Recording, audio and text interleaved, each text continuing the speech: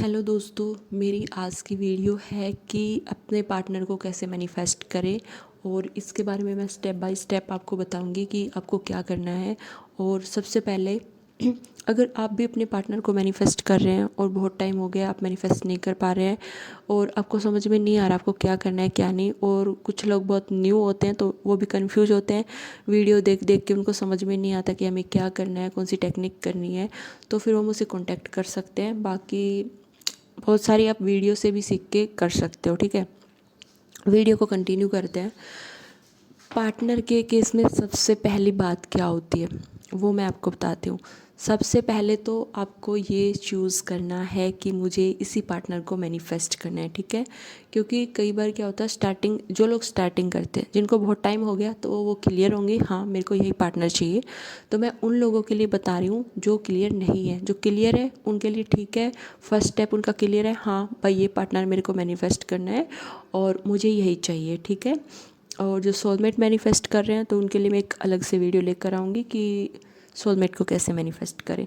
बाकी पार्टनर के केस में जिनका कोई स्पेसिफिक पर्सन है उसको मैनिफेस्ट करना है तो उस केस में सबसे पहले आपको क्लियर होना है क्योंकि बहुत सारे लोग क्लियर नहीं होते। और जब स्टार्टिंग में मैंने भी एलओए में मैं आई थी और जब मैं स्टार्टिंग फेज में थी तो बहुत सारे लोग ऐसा बोलते हैं, लॉ ऑफ अट्रैक्शन में ये चीज़ बहुत वो है कि आपको उससे क्या पता वो आपके लिए सही नहीं हो, और पार्टनर को आपको सही पर्सन मतलब आपको जब मैनिफेस्ट कर रहे हो तो आप सही नहीं, मतलब बहुत सारी वीडियो आपको ऐसी भी मिलेंगी जिसमें ये बोला जाता है कि पार्टनर को मैनिफेस्ट ही क्यों करना है। ठीक है, इसके ऊपर भी मैं एक वीडियो लेके आऊँगी क्योंकि जब हम नॉलेज नहीं होती तो ठीक है बहुत सारी चीज़ें, मैं ये नहीं बोलूँगी वो लोग गलत बोल रहे हैं, बट बहुत सारी वीडियो मिलेंगी तो आप लोग भी कंफ्यूज होते हो। जब स्टार्टिंग फेज में थी मैं भी कंफ्यूज थी कि मुझे भी पार्टनर को मैनिफेस्ट करना चाहिए या नहीं, क्या पता वो मेरे लिए सही है या नहीं।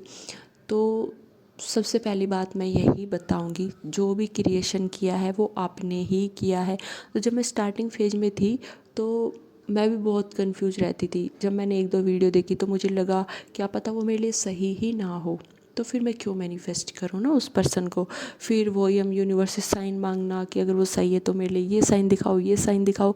जब मैं डिटेल में वीडियो बनाऊंगी अच्छे से तब मैं आप लोगों को बताऊंगी इसके बारे में भी।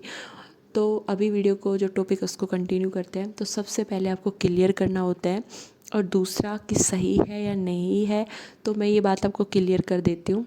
जब मैं पार्टनर की वीडियो बनाऊंगी कि उसको मैनिफेस्ट करना चाहिए या नहीं तो उसमें मैं डिटेल में बताऊंगी। तो देखो, सही और गलत तो दूसरा पर्सन जब होता है जब हमारी कोई भी मतलब हमने कुछ भी क्रिएशन ही ना किया हो, कुछ भी गलत ही ना किया हो, तो हम किसी को सही और गलत डिफाइन नहीं कर सकते।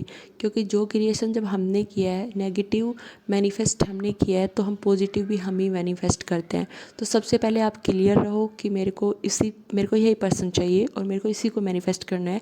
आप बाकी लोगों को मत सुनो कि मुझे इसे मैनिफेस्ट करना है या नहीं, क्योंकि उन्हें नहीं पता। पार्टनर आपका है तो आपको पता है कि वो आपसे कितना प्यार करता है, आप दोनों के बीच क्या बॉन्डिंग है और किस वजह से वो सिचुएशन क्रिएट हुई है, क्या सब हुआ, जो भी लोचा हुआ।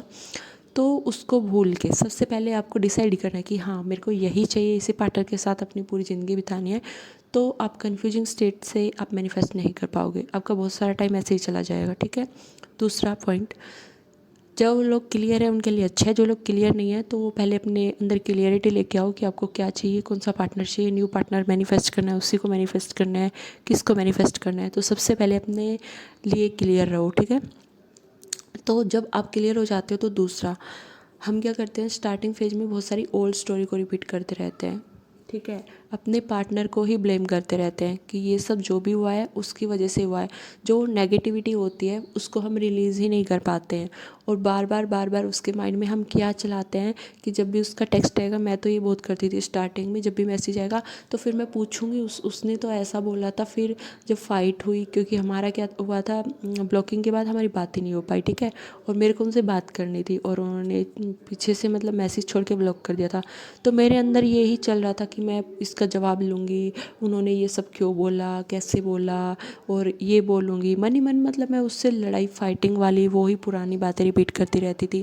या कभी कभी जिन चीज़ों से मैं पहले ट्रिगर हुई थी, जिनकी वजह से ये मैंने नेगेटिव स्टेज मैनिफेस्ट की, तो फिर मैं वही चीज़ें मेरे को ट्रिगर करती थी। और ऐसा मेरे केस में नहीं है, जैसे मेरी एक दोस्त से भी बात हुई तो वो भी ये बोल रही थी जैसे कि मैं न्यूज़ जैसे जैसे बोलते हैं ना कि अच्छा अच्छा सोचो अपने पार्टनर को लेके, है ना, जो भी अच्छी बातें हुई थी उनको सोचो। तो जब हम अच्छी बातें सोचने जाते हैं तो कहीं ना कहीं वो पुरानी बातें भी याद आ जाती हैं और फिर हम उन पे फोकस क्रिएट करने लगता है, फिर हम उसमें खो जाते हैं, ठीक है। तो इससे हमारी विश और डिले में चली जाती है। तो आपको पीछे जाना ही नहीं है, अगर आप ऐसा कर रहे हो तो आपको पीछे जाना ही नहीं है, ठीक है। दूसरा, एक्सेप्ट करो कि जो भी हुआ है वो सब मेरी वजह से हुआ है, सब मेरा क्रिएशन है, सब मैंने किया है। अपने पार्टनर को ब्लेम करना बंद करो, खुद को भी ब्लेम करना बंद करो, जो हो गया सो हो गया। क्योंकि स्टार्टिंग में मुझे भी लगता था अरे यार, जब मुझे पता चला कि सब कुछ मेरी गलती है, सारा सब मैंने ही क्रिएट किया है। क्योंकि कुछ लोग एक्सेप्ट नहीं कर पाते उस चीज़ को, लेकिन मैंने स्टार्टिंग में एक्सेप्ट कर लिया था।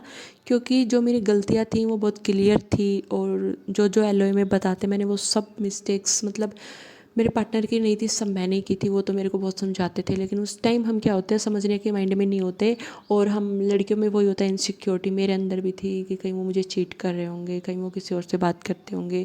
तो ये सब इनसिक्योरिटी सबके अंदर कहीं ना कहीं होती है, और हम मानने को भी तैयार नहीं होते। अगर सामने वाला समझा रहा है तो हम मानने को भी तैयार नहीं होते हैं। और फिर क्या होता है वही ट्रिगर कि वो चीज़ सही है तो फिर मैं उसे क्यों मैनिफेस्ट करूं, और यही सब कि उन्हीं बातों को मतलब रिपीट करना। लेकिन तो फिर मेरे को जब समझ में आ गया था कि हाँ भाई, मैंने बहुत सारी अफर्म कर रही और मैंने उनसे दूर जाने की मन ही मन बहुत सारी कोशिश की और बहुत सारी चीज़ें की। तो उस स्टेज में मैं क्लियर थी, जो ब्रेकअप था वो तो टोटली मैंने ही मैनिफेस्ट किया था।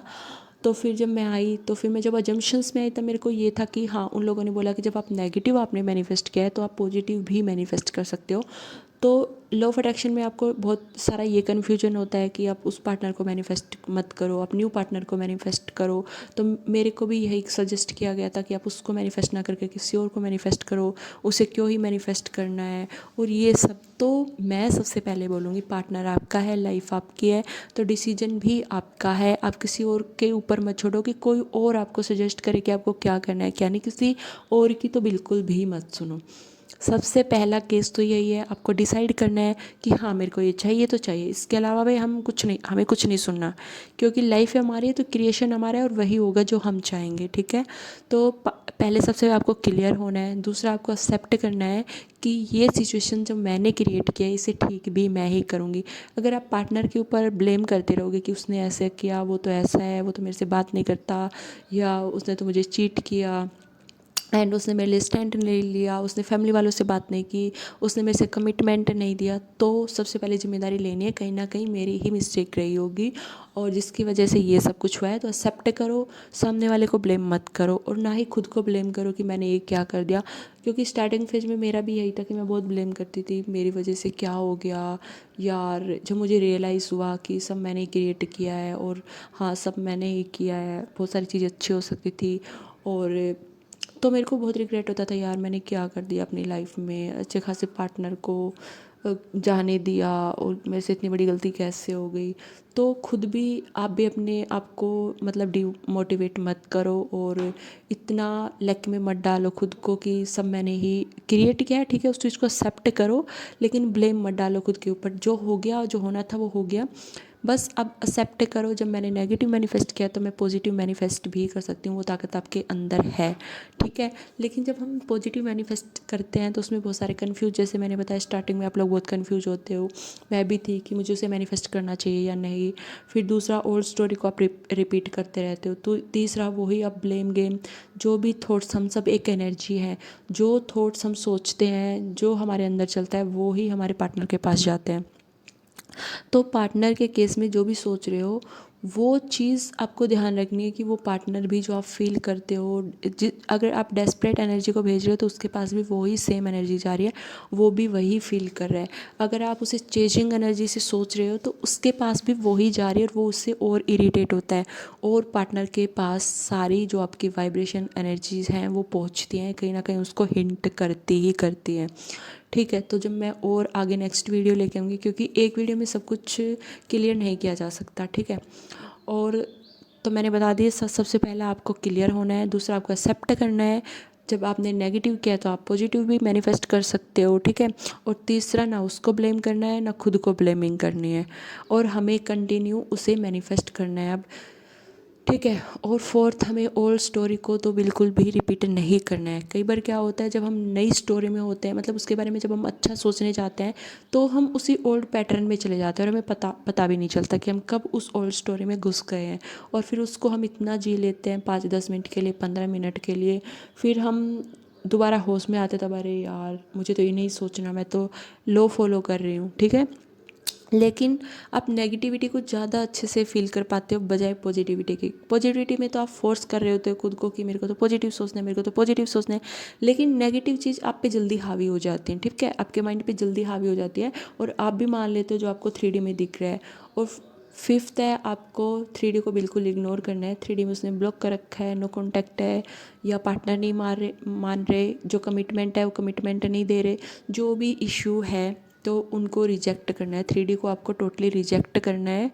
और नेक्स्ट वीडियो में फिर मैं आगे कंटिन्यू करूँगी, क्योंकि अगर ये वीडियो पूरा बनाऊँगी तो बहुत लंबी हो जाएगी, ठीक है। तो फिर जो बाकी की चीज़ें हैं वो नेक्स्ट वीडियो जब भी मैं लेके आऊँगी पार्टनर के लिए, तो मैं उसमें क्लियर करूँगी। तो अभी को जो 4-5 स्टेप है, पहले आप उनको क्लियर करो, पार्टनर को क्लियर। दूसरा, उनको नेगेटिव एनर्जी आपको सेंड नहीं करनी है, ठीक है। पार्टनर के केस में नेगेटिव एनर्जी बिल्कुल भी सेंड नहीं करनी है। तीसरा, खुद को एक्सेप्ट करना है और ये जिम्मेदारी लेने की, इसे अब मैं ठीक करके रहूँगी। जब नेगेटिव मैनिफेस्ट हुआ है तो पॉजिटिव भी ज़रूर ज़रूर ज़रूर मैनिफेस्ट होगा, चाहे सिचुएशन जो भी हो, ठीक है, वो मैटर नहीं करती है। और 3D में आपको बार बार चेक नहीं करना है, ठीक है। और ना ही 3D कभी मैटर करती है, उसमें क्या हो रहा है हमें कोई फ़र्क नहीं पड़ता, चाहे उसमें कुछ भी होता रहो, 3D कभी मैटर नहीं करती है, ठीक है। चाहे जो भी सिचुएशन हो, आपको पॉजिटिव, और पार्टनर के केस में आपको उसको रिक्रिएट करना है। आपको जो पहले माइंड में आपके पार्टनर की जो भी इमेज थी उसको चेंज करना है, अभी वो पार्टनर बनाना है जो आपको चाहिए, ठीक है। तो वो कैसे करना है, वो जब मैं नेक्स्ट वीडियो लेके आऊँगी तब मैं आपको अच्छे से क्लियर समझाऊँगी। अगर आपको कुछ समझ में ना आया हो तो आप मुझे कमेंट बॉक्स में कमेंट कर सकते हैं। और जब भी मैं नेक्स्ट वीडियो लेके आऊँगी पार्टनर के केस में, तो डिटेल में आपको सब कुछ अच्छे से समझ में आ जाएगा, ठीक है। तो आपको कुछ समझ में नहीं आया तो आप कमेंट भी कर सकते हैं।